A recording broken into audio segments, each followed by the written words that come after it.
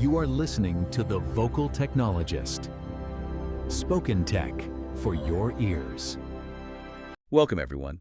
Today we're sifting through some really critical developments in cybersecurity. We've got stories ranging from major city breaches all the way to shifts in, well, national cyber warfare thinking. That's right.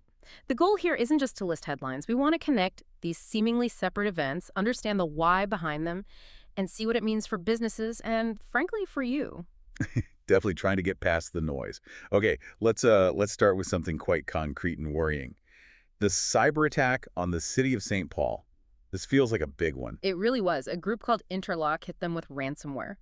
Now, St. Paul refused to pay, which is often the recommended course, but risky. Risky because the attackers might just release the data. Exactly what happened here. They dumped 43 gigabytes. And we're not talking trivial stuff. This was HR documents, financial records, IDs, highly sensitive personal information. Wow. So the city's response, they must have scrambled. Oh, absolutely. Operation Secure St. Paul involved the FBI, the National Guard, citywide password resets, warnings about phishing attacks trying to exploit the chaos.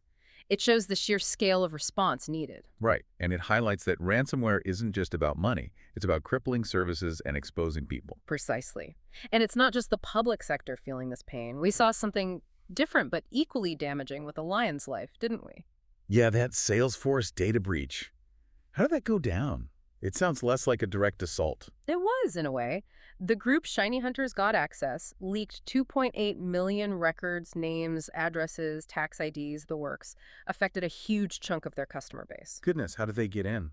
Social engineering. That's the key difference here. Yeah. They didn't necessarily break through Allianz's main defenses. They targeted a third-party system, likely tricking someone into giving access. So exploiting the human factor again. Always a major vector. It proves technical defenses aren't everything if someone can be talked into opening the door. And speaking of finding ways around defenses, there was that interesting technical vulnerability found in Microsoft Entra ID. It sounds quite subtle. Proofpoint researchers found this one. Think about your multi-factor authentication, like using a fingerprint or a physical key that's often FIDO, the strong method. Right, the good stuff. Well, attackers figured out how to essentially pretend their browser couldn't use FIDO. They'd spoof it.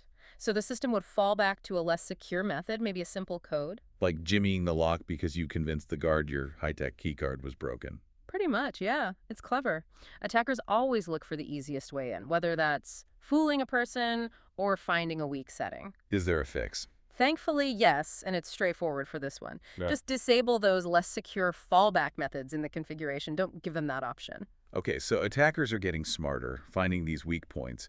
How are organizations changing their game then?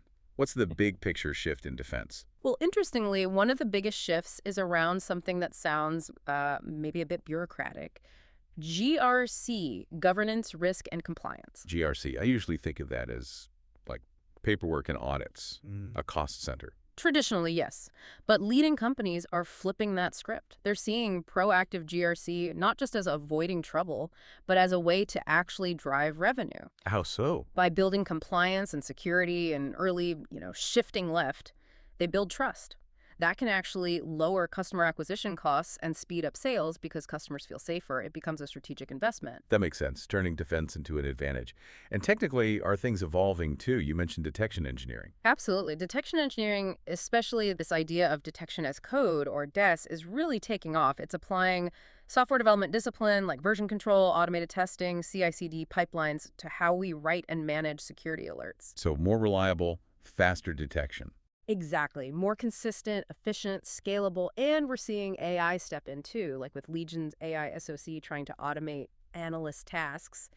Technology is definitely trying to keep pace. Okay, and zooming out even further, there's a big move happening at the national level too. The U.S. putting serious money, like $1 billion, into offensive cyber capabilities. Yeah, that's a significant pivot. It signals a belief that purely defensive measures haven't been a strong enough deterrent in cyber warfare.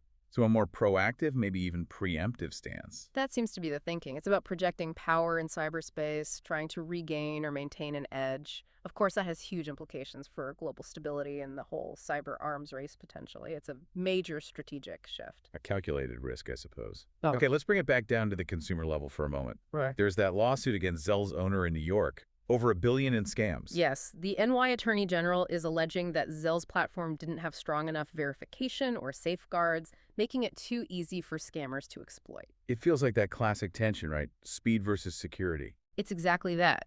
Zelle is super convenient instant payments. But if that speed isn't matched with robust security checks, it becomes a breeding ground for fraud. The lawsuit basically says the platform needs to take more responsibility for user protection. So, wrapping this all up, we've covered quite a bit. Citywide breaches, clever technical hacks, fundamental shifts in GRC, and even national cyber strategy. It really shows the complexity, doesn't it? And maybe it leaves us with a critical question to ponder. You see these sophisticated RaaS groups like LockBit. You see how effective simple social engineering still is. Yes. So how much can we realistically lean on just technology to keep us safe? Where does that personal vigilance, that culture of security awareness really have to step up and make the crucial difference? That's the perfect place to leave it, something for everyone to think about. Thanks for joining us on this exploration today. Stay aware out there. Spoken Tech for your ears.